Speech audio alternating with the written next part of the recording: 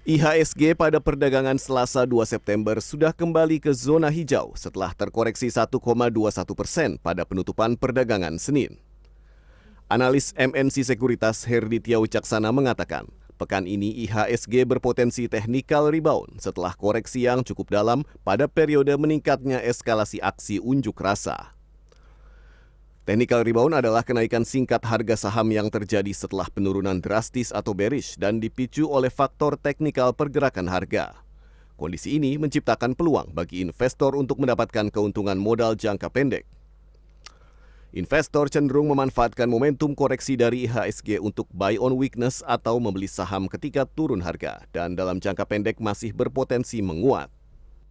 Untuk inflow kita melihat bahwa di perdagangan kemarin outflow yang terjadi cukup besar ya, 2,1 T seperti itu ya untuk outflow dari asing sendiri. Ya kami juga memahami hal ini juga imbas dari aksi penyampaian pendapat yang berakhir tidak baik gitu ya, berakhir dengan tidak kondusif ya, kecenderungannya investor cenderung ragu untuk masuk ke IHSG sendiri.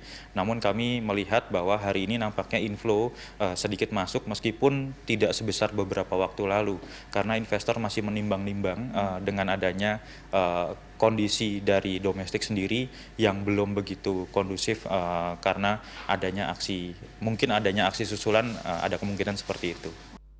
Laju IHSG ditopang semua indeks sektoral yang bergerak menguat. Adapun saham-saham yang berprospek untuk cuan untuk dikoleksi yakni saham sektor basic material yang berkaitan dengan komoditas emas dan saham energi terbarukan.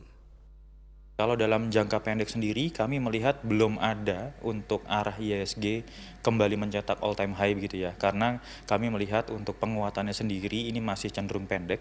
Paling tidak nanti untuk menguji area 7.840-an sampai ke area 7.900 dulu.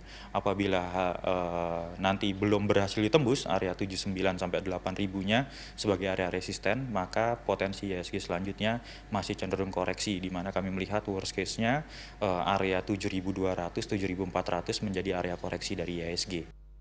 Keraguan masuk ke pasar masih ada, selain karena faktor domestik, faktor global mewarnai kinerja IHSG, yakni tarif Amerika Serikat yang sebagian besar dicap ilegal oleh Pengadilan Banding Federal AS sehingga menimbulkan ketidakpastian.